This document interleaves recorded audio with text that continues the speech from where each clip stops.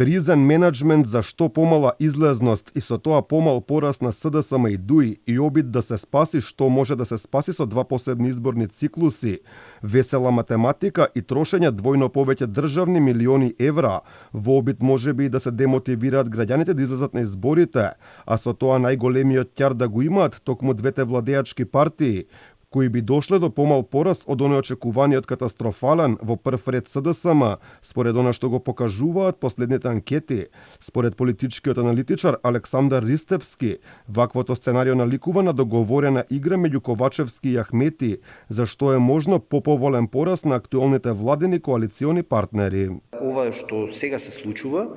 можам само да го сватам како своевидна игра на најголемите владеачки партии, на СДСМ и на ДУИ, со некаква желба, на некаква весела математика, обидувајќи се да направат своевиден crisis менеджмент или да пробаат да поминат со што е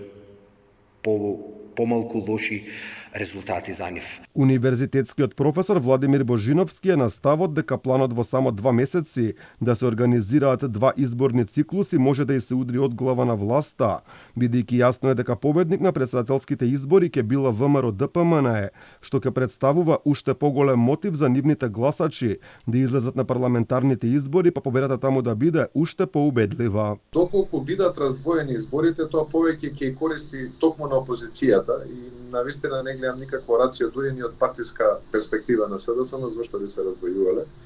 Затоа што сите истражувања покажуваат дека разликата помеѓу ВМРО ДПМН и СДСМ е доста висока и се зголемува во изминатиот период. Сепак и Божиновски и Ристевски се на ставот дека постои ризик доколку има два изборни циклуси, а тоа е да не успеат претседателските избори поради високиот цензус од 40%. Може да се случи сценарио во кое што претседателските избори поради високиот цензус би биле неуспешни и тогаш Македонија да влезе во продлабочена политичка и во нова уставна криза. Како и се разбира, нели, да се потрошат без никаква причина дополнителни 10 милиони